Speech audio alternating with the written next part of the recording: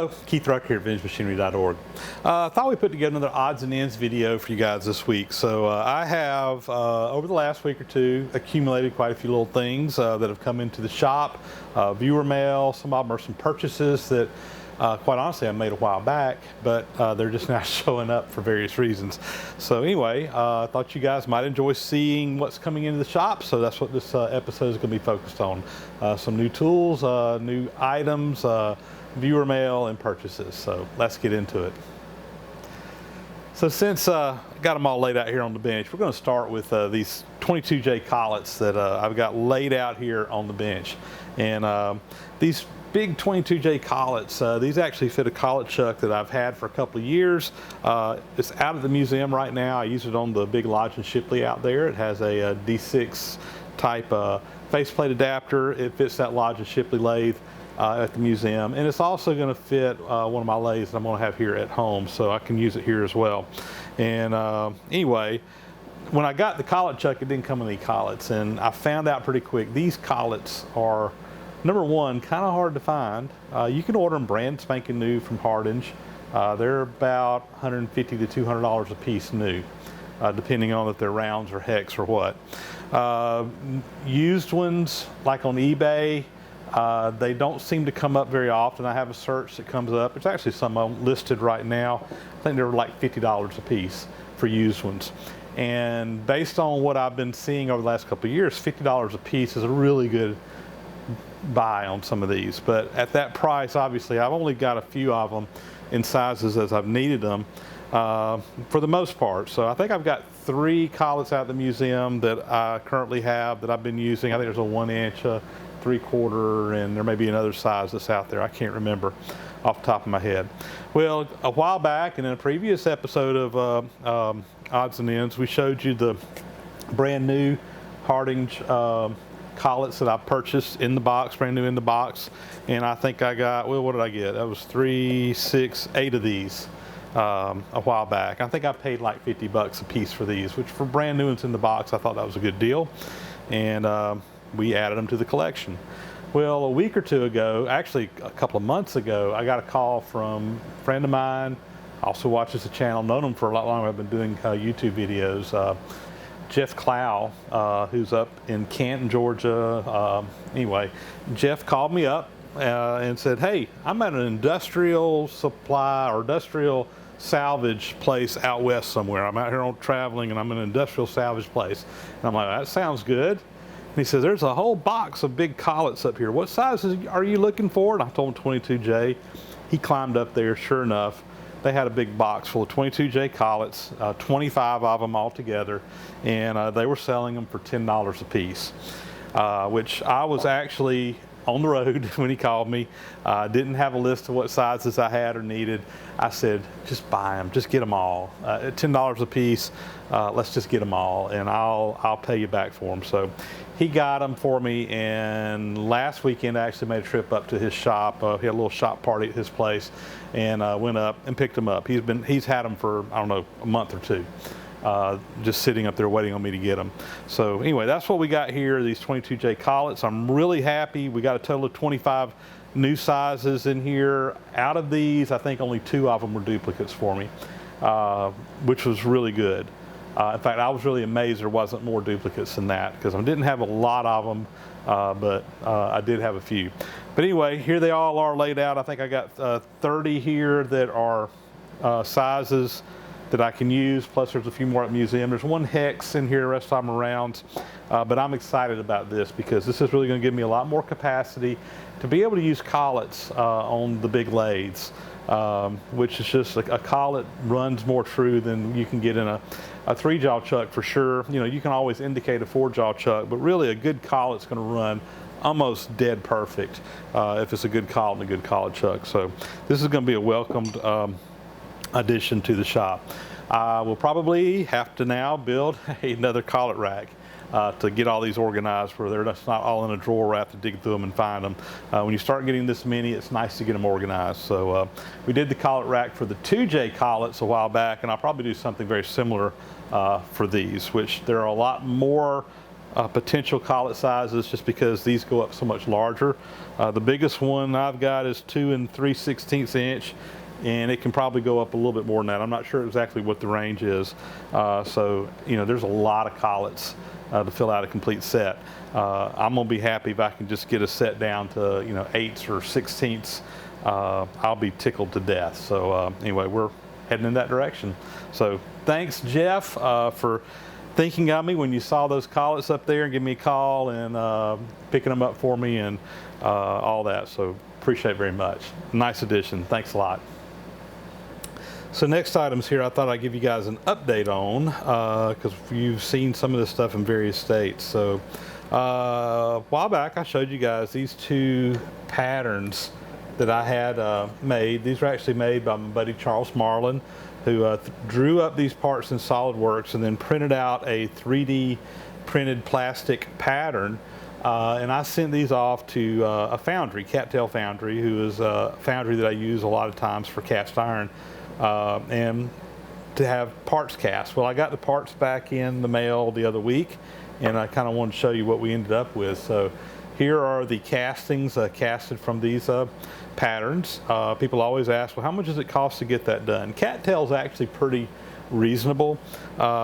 These pieces here, it says they weigh about 3/4 of a pound, and he charged me $10.75 a piece for them. These little smaller castings here, these were $6 a piece. And in the grand scheme of things, when you think about how much work is involved in casting something, that's a pretty good buy. So what are these for?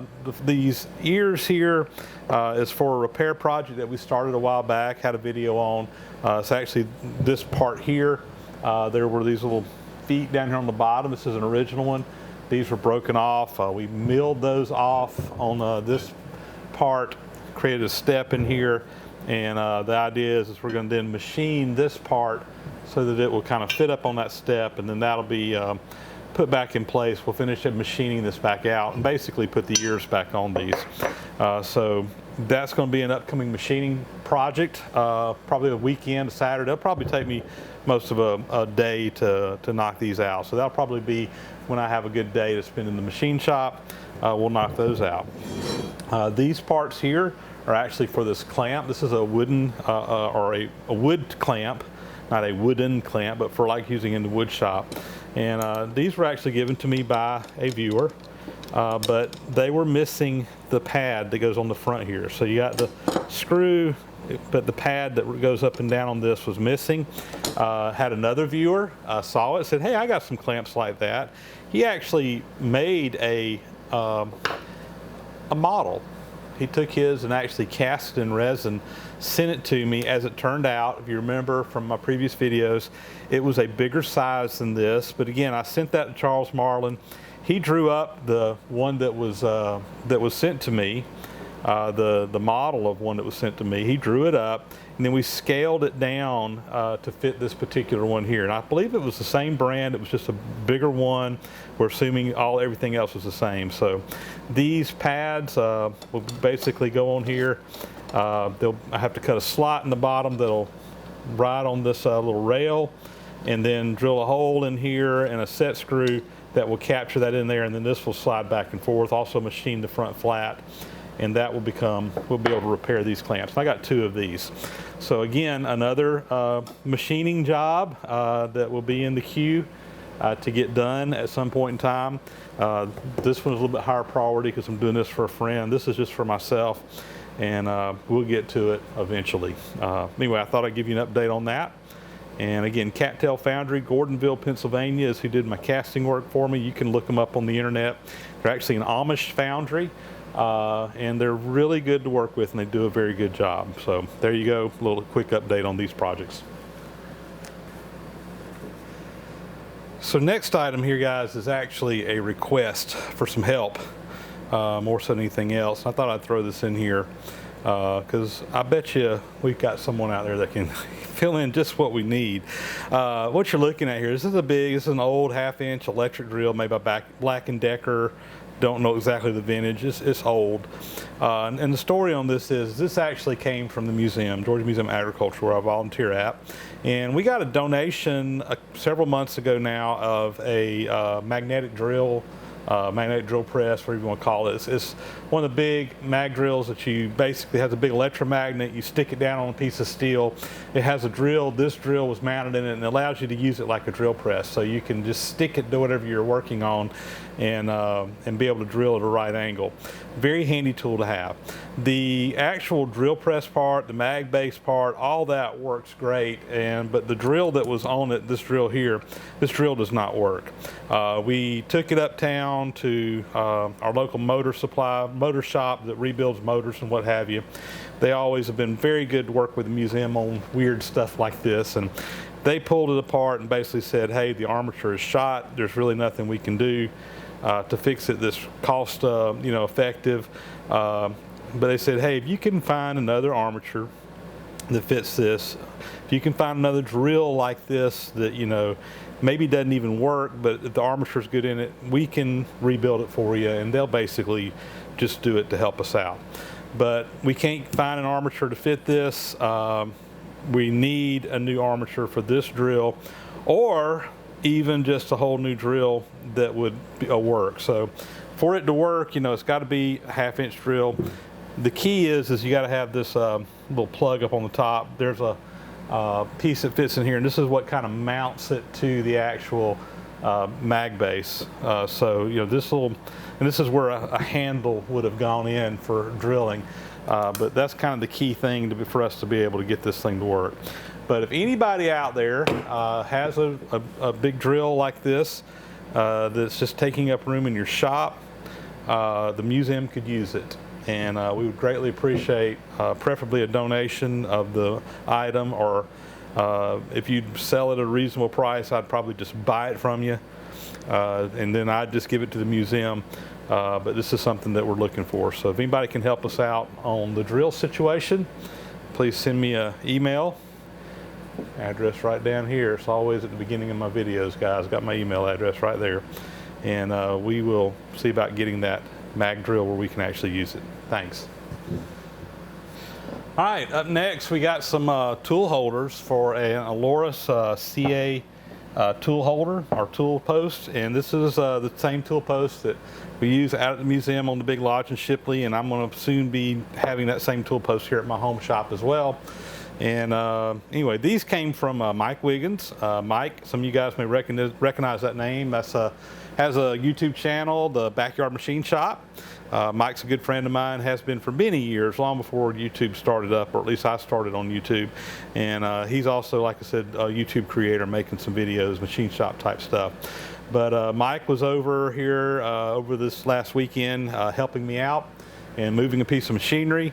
And he brought these along, said, hey, come across them somewhere, didn't really have a need for them, knew they'd fit my stuff. So, you can't have too many of these tool holders in particular, because you can set different tools up and just swap them out.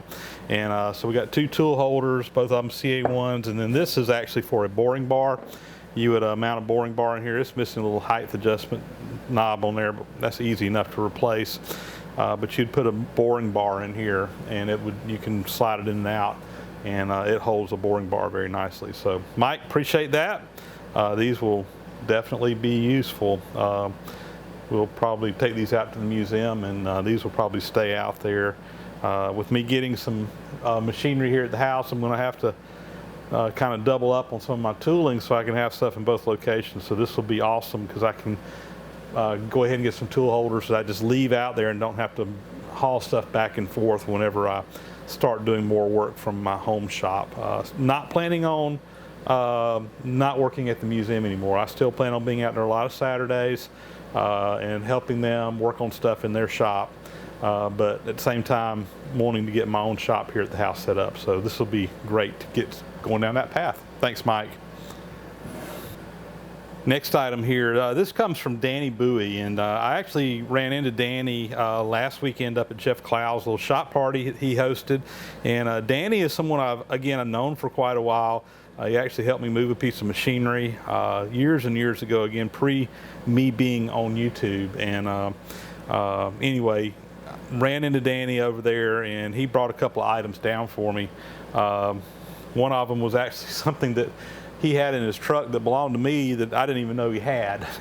But he said, "Hey, I've got this. It belongs to you." It was a miter gauge for a piece of machinery that he hauled. But the thing that he gave me that I thought was pretty cool was this box here. He said he found several of these, I think, somewhere along the line, and I thought I could use them. So what these are, there's some scrapers, a nice little set of scrapers. So wooden handle on here. You know, you could actually use this one for scraping metal. That's got a little, I don't know if you can see it, there's a little concave grind in the front of this, so you could get on a piece of flat metal and scrape it. Here's another type of scraper. Again, the bottom's flat, you got a nice sharp edge, you can come in there and scrape the edges. I use this type for scraping Babbitt bearings a lot, and I've got several of these. I don't have one exactly like this though, but it can be used on any kind of scraping, but that's just where I've used them. And a triangular scraper. These are extremely handy. I've got a couple of these in different configurations. This one's a little bit different. So anyway, nice little set of scrapers. These actually are made in India. I think they've been around. These are new old stock, but you know they're a little bit older, and they appear to be some pretty good steel. You know, I took a file on that and just kind of hit one of these, and it skated right across it. These are nice hard steel, so these should definitely be handy. So Danny, thanks a lot. Always use some scrapers. These things are great for in the machine shop, and you got a rough edge on something, you can just take this and kind of drag it across it and clean up a burr or whatever. So very nice to have. Thanks a lot, Danny. So up next, got some viewer mail. This comes from Lewis Nemick up in Illinois, and Lewis contacted me a while back, said he had a nice big tap he wanted to send me. I thought I could use it. It was 1 1/4 inch, 12 fine thread tap. Really nice looking tap. You know, it's in excellent shape. It may have been used once. Just looking at it, very nice tap. I don't know if I have one that size. I don't think I do actually. So this will definitely be something that we can use, and very much appreciated. And Lewis told me, say, I'm going to send you something else. He didn't tell me what it was. And anyway, it was really nice to see the nice red Starrett box. Oh, I love a Starrett box. So last word, universal test indicator, which I have one of these and use it all the time. You know, love them. Some people love these things, some people don't. I love my Starrett last word, and this is a nice, pretty complete set in the box that you can use, and it's yeah, it may be just a little bit stiff, but might be just need a little bit of oil in there to clean that up, but it's definitely usable even like it is. So very nice, very much appreciated for both the tap and the last word set. And again, this is going to be nice because I've got one. It's at the museum with me setting up the shop here at home. It's going to be nice to have a second one that I can just keep one in both places and not have to worry about having to haul tools back and forth between the shop here at the house and out at the museum. So Lewis, thanks a lot. 2 good items that we can definitely use and put to use.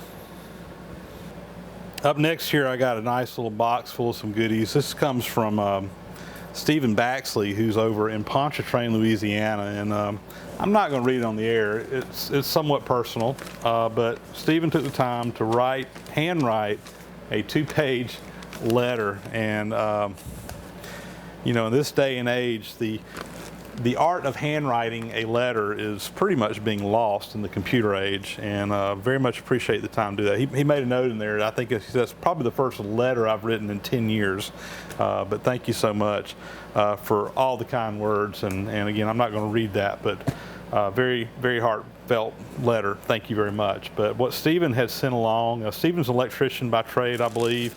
That's what he told me, and he had some lights. These are actually some LED lights that he came across somewhere along the line, He had some and wanted to share them, so he sent some of these along, and I think these will make great work lights in the shop. Also, shooting videos, they'll be great for just lighting in general in the shop to help light up subjects for videos and what have you. So these, I think he told me, I don't have it right here in front of me, they can be run on either 12 or 24 volt, I think is what he said. They're low voltage, but in addition to the 3 lights, he also sent along a couple of transformers. I haven't even opened one of these up yet. Let's see what it looks like.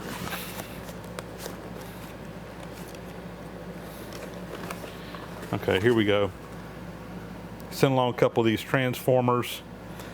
These are 120 volt input and I believe 12 volt output, 24 volt output, but these will work with them. So anyway, we can wire these up. Probably have to put them in something to do it, but have a 110 going in and 24 volts coming out. We can wire all these up and be able to use these lights. Some of these have magnets on them. They're adjustable, so all these have magnets on them, and all of them are adjustable, so these are awesome. I'm anxious to hook them up and try them out. Even sent along some power cords here, so very cool. Stephen, thanks a lot. These will definitely get put to use in the shop. I can see these becoming some lights on some of my machines out there, because I'm going to need plenty of light. Hey, I'm getting older, can't see as well as I used to, so having some good light on the machines is indispensable, and these will definitely come in handy for that. Thanks, Stephen. Appreciate it very much.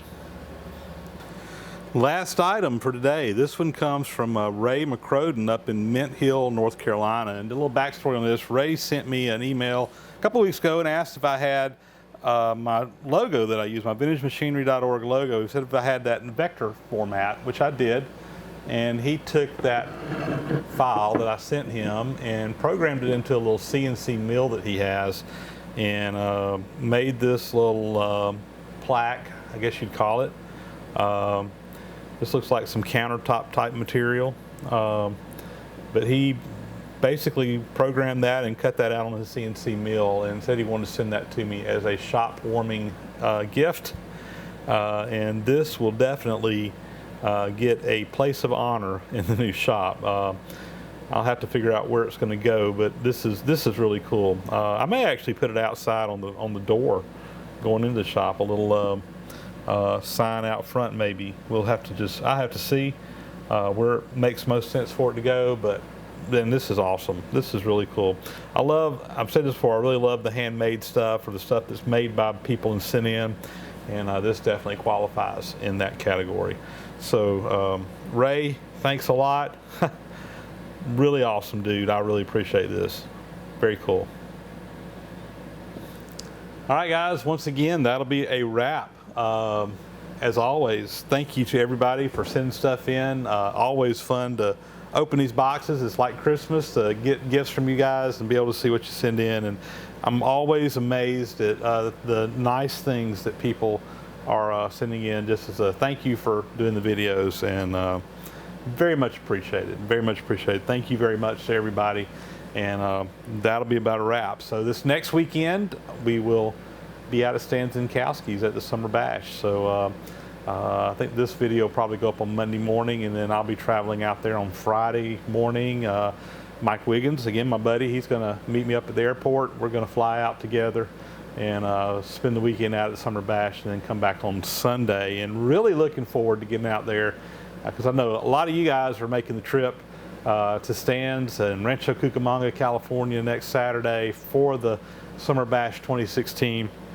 Looking forward to seeing a lot of the other YouTube creators, many of whom I've met in the past and always look forward to seeing, and some I'm going to be meeting for the first time, and really looking forward again to visiting with my subscribers and viewers. It's always fun to make contact with you guys.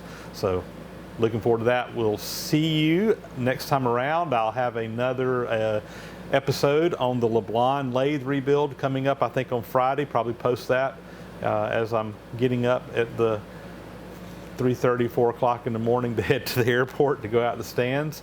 And so look forward to seeing that as well down the road. Thanks a lot, guys. We'll talk to you later.